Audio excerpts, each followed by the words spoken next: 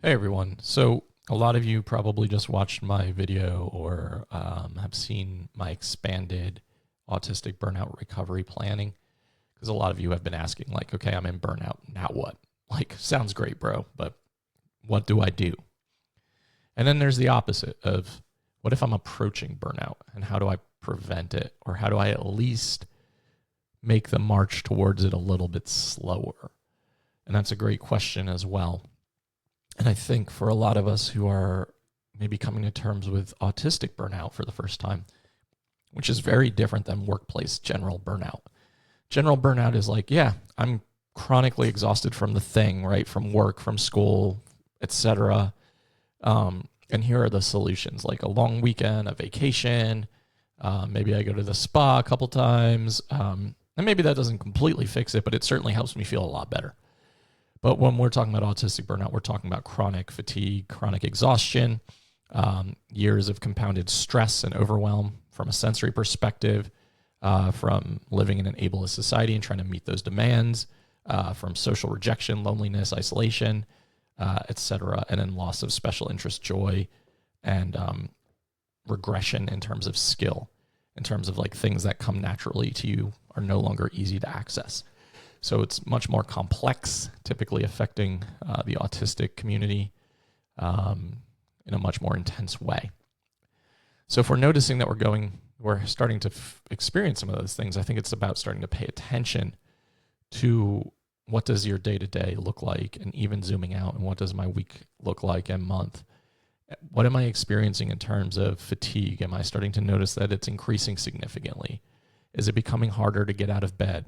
Is it becoming harder to go through like daily acts of living, like brushing teeth, eating meals, hygiene, showering, etc.? Is that becoming more and more difficult?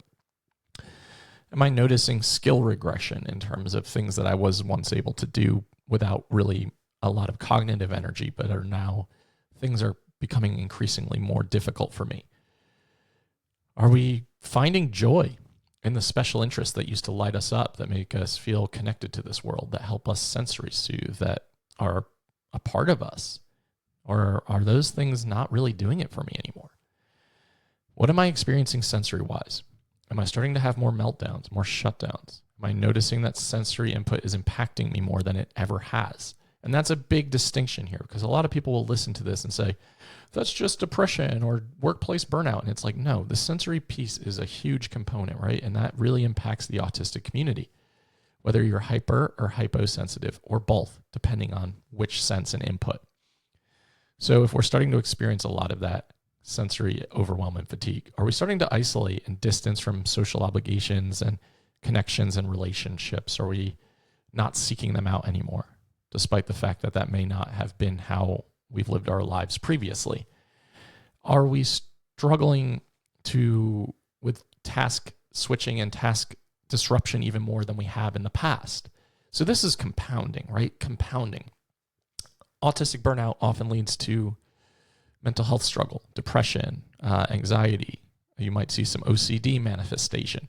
You will probably see some increase in suicidal ideation, and even completed death by suicide. And again, this is not just general workplace burnout, because we can solve and alleviate general workplace burnout through standard self-care practice. We can't do that here. This is going to be, like my other video said, reducing demands, having a little bit more autonomy and control over sensory input, both the reduction of and the increase of sensory input, depending on which one is impacting you and where. And that can change depending on environment and sense and experience. How are we going to restructure our lives in terms of obligation? What do we have autonomy over? What do we have control over? If we're noticing that we're starting to become increasingly more irritable or frustrated or overwhelmed or despondent, or we are disassociating even more than we usually do, we want to pay attention to that. We don't want that to become our baseline. So if that doesn't feel like baseline, we definitely want to acknowledge, like, okay, I'm starting to notice that there's an increase in irritability, frustration. I'm kind of having a shorter fuse. I'm struggling to keep it all together like I always have in the past. And that's becoming more and more consistent. and more noticeable to the people around me and to myself. And for those of us who experience any sort of alexithymia or the struggle to identify the emotions and bodily cues that are happening, it can be really challenging to figure out, like, how do I know when I'm at this precipice of burnout? How do I know when I've reached the end point, right, where I can't come back from it? So we want to acknowledge that. We want to track our senses and our sensory experiences. We want to start to pay attention to what is our social life starting to look like. Are we becoming more reclusive? Are we turning down every point of contact and connection where we used to do some of it some of the time?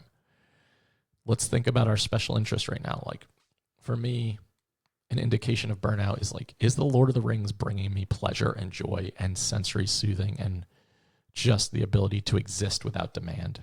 If the answer is no, and it's just not doing any of those things anymore, that's a sign for me. Another sign for me is, what am I experiencing in terms of my chronic pain? Oftentimes my chronic pain will increase. My chronic fatigue will increase significantly. Sleep will become even more challenging than it already is. So I'm already starting the day off like -20 in the energy scale. Am I starting to really struggle with a lot of the things that come naturally to me or come easily to me? And I think that for a lot of us, we don't catch this until it's too late. So trying to figure out a way to map this out for yourselves so that you are tracking different parts of yourself, because it's not just one thing when we're talking about autistic burnout. We have to track sensory. We have to track our demands. We have to track social. We have to track energy, daily living, skill regression, skills in general. We have to track whether or not we are able to regulate our nervous system with a little bit more ease, or is it becoming increasingly more difficult? Are we seeing an increase in physical symptomology? Are we seeing an increase in mental health concerns? Like, we have to track it all, and that can feel really overwhelming. So if you're a visual person, I would probably create some sort of graphic that just helps you navigate, like, okay, I'm checking in on all of these things on a daily basis and a weekly basis. Because what we don't want is to get towards that red, that 10 out of 10, and then it's no coming back, right? And that's so hard in a society where there are demands constantly and so much pressure, and we have to perform and create and accomplish in order to be worthy, and we have to make money in order to survive. And it's a lot all of the time. And my encouragement would be to try really hard to find the little things that you can control and change and shift and acknowledge. Because if we don't have the awareness, or we can't build the insight into this process, we might need to rely on someone that we trust who really knows us very well to give some collateral information to help us support. Okay, I'm acknowledging that I'm starting to struggle in these sensory situations. This stuff is starting to impact me more than it ever used to. Socially, my friend or my partner or whoever is telling me that I'm really pulling away in these ways. They're letting me know that I'm having more meltdowns, more shutdowns, that I'm experiencing loss of special interest joy because I'm not excitedly talking about, looking around my office for another example. I'm not talking about like Ted Lasso and Shrinking all the time, or Anthony Bourdain. I'm not like finding joy in watching his show anymore. There's so many little things to start to pay attention to. And again, I'm really sorry that this is not going to be a quick fix or a short-term solution or like something you can just snap out of. It's unfortunately not how we're wired. And a lot of us live in Western culture and society where there's a lot of overwhelm all the time. One thing I would do is like cut my social media consumption a little bit if I could. And I would recommend and encourage y'all to do that too. And I know that can be a huge source of support for autistic people is social media and online community. And I'm not telling you to like completely disengage, but pay attention to what kind of content you're consuming right now. There's a lot of bad shit going on in our world, in this country, and just worldwide. It can be really harmful to just constantly absorb that as well and really dysregulating.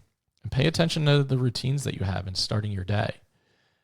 I'll often start my day by I keep my phone in the other room and I put my phone under a couch at 6 p.m. every day because I have to protect myself from myself.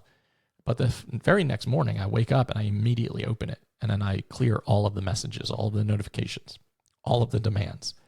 And I've convinced myself if I start my day this way, the rest of the day, there will be none of these. Doesn't ever happen. So pay attention to what you're doing online. How much time are we putting in there? How much energy?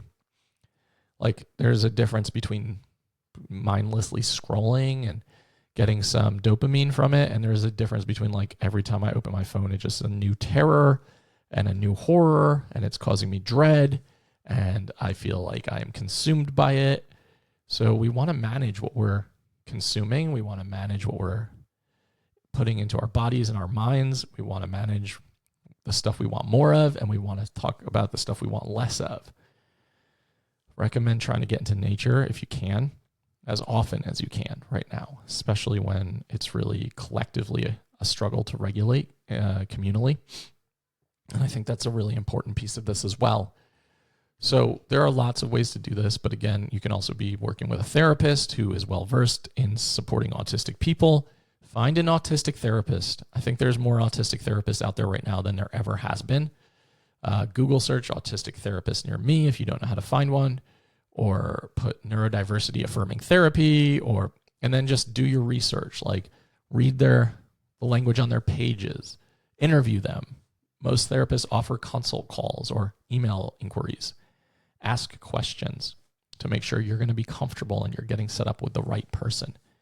There's also a lot of neurodiversity affirming coaches who used to be therapists or who have lived experience and just, are moving away from licensure boards because they feel too restrictive.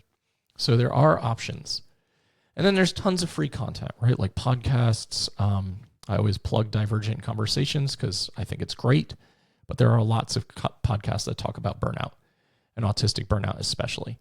And then there are so many free resources these days, especially through content creation. So picking and choosing what we're consuming, what we want more of, what we want less of, really paying attention to your nervous system, your sensory experiences, your loss of joy in terms of pleasurable activities, specifically from special interest. What social contact is looking like for you these days. How much energy is it taking you to get through the daily tasks of living? How is your chronic fatigue or mood going to be impacted? There's a lot to think about. So it can feel really overwhelming when we look at it like that, but we want a holistic picture. So we're kind of paying attention to all the parts of ourselves so that we can support ourselves on this journey to the best of our ability. So I hope this was helpful. Make sure to follow my Substack, ADHD Journeys, or my Instagram, Patrick.Casale, or subscribe to my podcast, All Things Private Practice, and save this to come back to. Thanks.